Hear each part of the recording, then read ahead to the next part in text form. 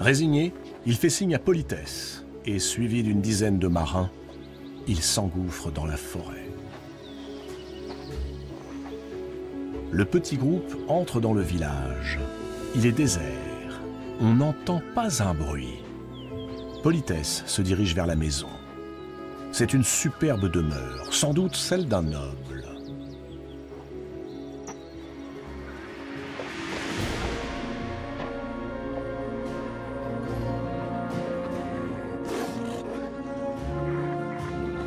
Mais une meute de loups encercle les marins et rend toute fuite impossible.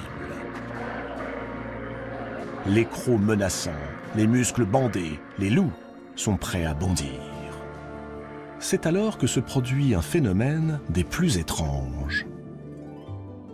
Au lieu d'attaquer les hommes, les loups leur font la fête. Ils se montrent tout à coup aussi dociles que les chiens cherchant la caresse de leur maître. Stupéfait, l'équipage n'ose plus faire un pas. C'est Polythès qui, prenant son courage à deux mains, retourne vers la porte et cette fois, n'hésite pas à frapper. La femme qui apparaît sur le seuil est la plus belle qu'il ait jamais vue. Sa chevelure brune descend jusqu'à sa taille. Ses yeux en amande dégagent des reflets dorés. Son visage est parfait. Elle se présente. Son nom est Circé. Subjugués, les marins suivent Circé dans sa demeure. Sauf un, Euryloque. Il se cache derrière un arbre. Le souvenir du cyclope est encore frais dans sa mémoire. Et cette femme, si belle soit-elle, ne lui inspire aucune confiance. Il observe la scène. Circé fait asseoir les marins sur de magnifiques sièges ciselés d'or et d'argent.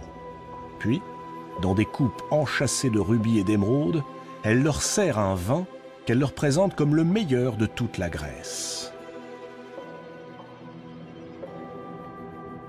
Aucun d'entre eux n'imagine le sort qui les attend.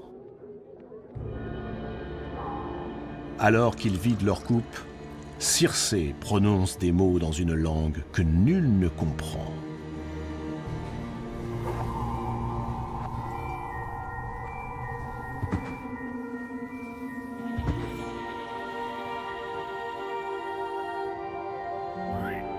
Le résultat est aussi inattendu que stupéfiant.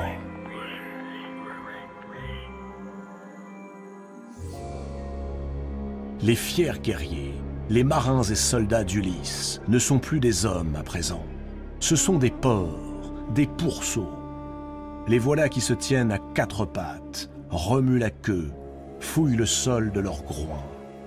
Circé, dans un grand éclat de rire, expulse les pourceaux hors de sa demeure. Elle les parque dans un enclos. Puis elle leur jette des glands et des faines, pour le seul plaisir de les voir se disputer la nourriture.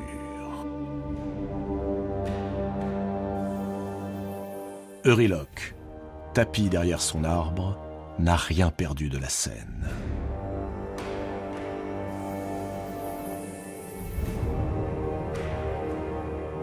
Il trouve la force de s'arracher à sa torpeur et, en hâte, retourne au bateau.